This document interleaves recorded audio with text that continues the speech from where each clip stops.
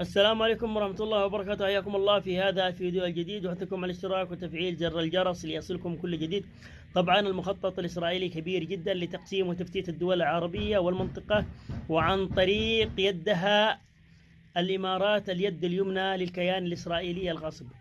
كما يعرف العالم ويعرف الجميع أن اليمن كان من الدولة المساندة دون منطقيات، دون أحزاب، اليمن بشكل عام مع القضية الفلسطينية، وساند القضية الفلسطينية اليمن بشكل عام دون استثناء أو دون حزبيات وعنصريات.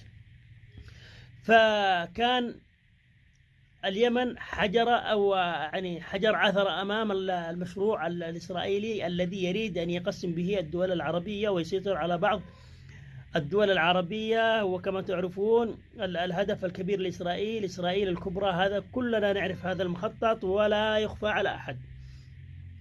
لهذا السبب كيف تريد إسرائيل أن تضعف اليمن أو أن تقبض على اليمن نقطة تجعلها تحت سيطرتها؟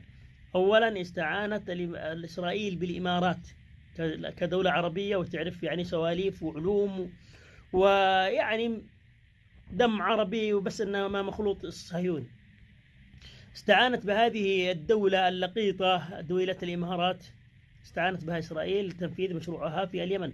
وأول نقطة قامت بها الإمارات تقسيم اليمن إلى دولتين، والدولة الجنوب سوف يكون فيها قاعدة إسرائيلية، وستذكرون هذا الكلام، للكيان الإسرائيلي بتكون هناك قاعدة إسرائيلية عندما ينفصلان.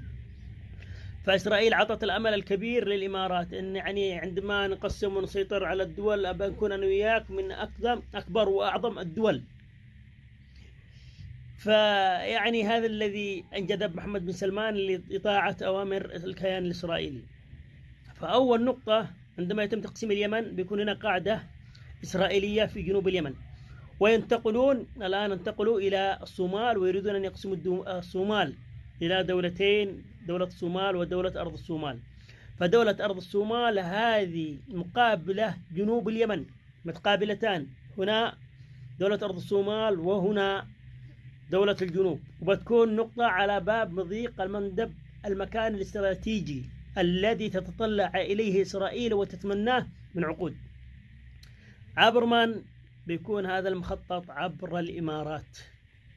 فالإمارات لها دور بارز في هذه المخططات، والدور إذا لم يتدارك الشعب اليمني ويحل يحل موقفه ويوحد اليمن فوق سنباية الله أنكم ستندمون.